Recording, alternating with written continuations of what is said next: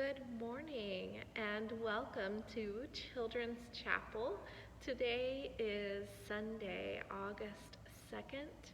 We are in August. It has been one unique summer, but I know that we are getting ready to go back to school, and I want you to know that whether you're going to school in person or starting the year online, I want you to know that I am praying for you and that I trust God to lead you and to guide you and to provide you with everything that you need to be successful.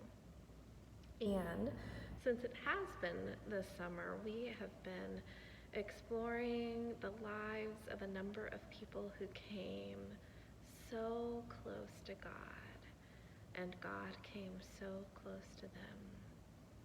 And we are hearing their stories. So today, we are going to hear the story of Mother Teresa. That's probably someone whose name you've heard before. And so I'm going to turn you so you can see the story.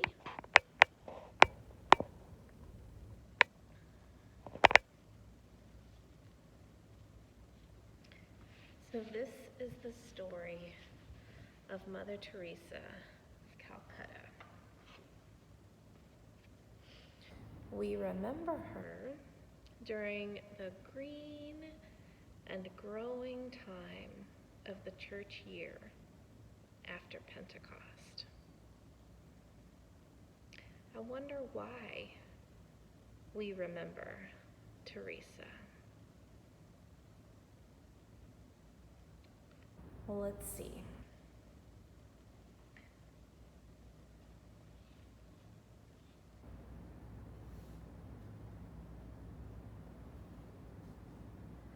A little girl named Agnes was born in Skopje, Macedonia, to Albanian parents. Her father died when she was only 8 years old, but her mother began her own business. She sewed beautiful things out of cloth. And while Agnes was a teenager, she became very close to God. So in 1928, she left home to go to Ireland to the Loreto Convent in Dublin. When she joined the convent, she was named Teresa. The nuns in Dublin then sent her to India, where she became a Loreto nun in 1937. She lived mostly in Calcutta, where she taught at St. Mary's, a school for wealthy girls. One day, she found an old woman dying in the streets. She was so weak that the rats and ants had eaten part of her body. Teresa was not very big, but she picked up the lady and took her to a hospital. They would not let her in. So Teresa of Calcutta began to help all the people she could who had no place to go.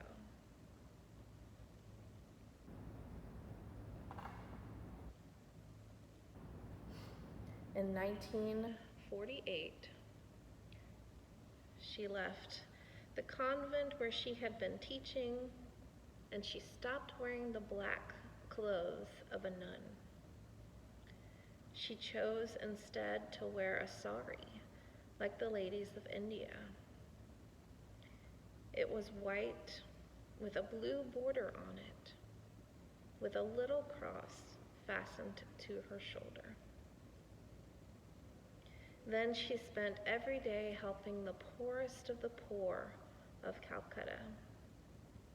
She became a nurse to help more, especially the people who were dying alone on the street.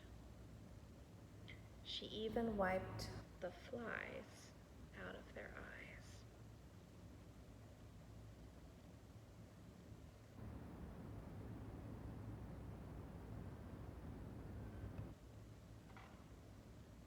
In the 1950s,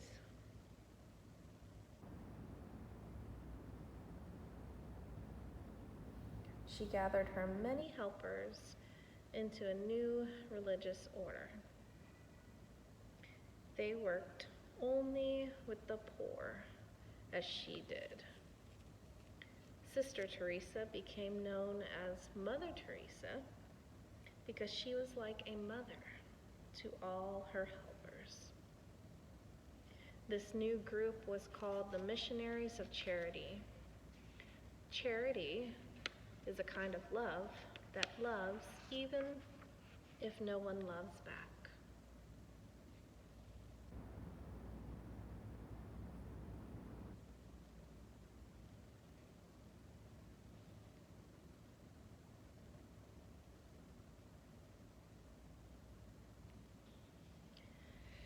She helped the sick and dying, but she also worked for peace. One time she said, "If you want to work for peace, don't talk to your friends, but talk to your enemies."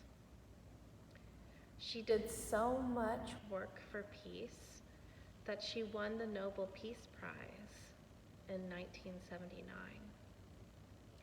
And when she went to receive the prize, she gave the money of the prize and the food for the banquet to the poor.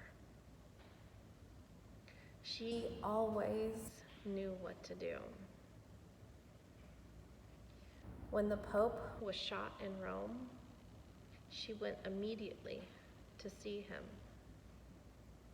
And when there was a hospital full of children in danger in Beirut, she stopped the fighting until the children could be taken care of. When she had a heart attack in Rome, she went home to Calcutta, and that was where she died. Thousands of people came from all over the world to her funeral, and she was carried through the streets to her burial in the same carriage that carried Gandhi, another great worker for peace. We remember Teresa because she cared for the poor and sick for God.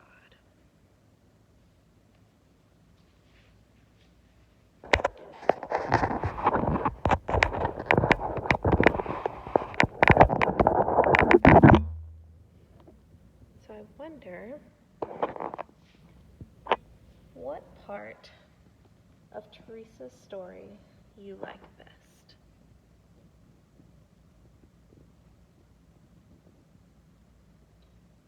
I wonder what part of the story is the most important.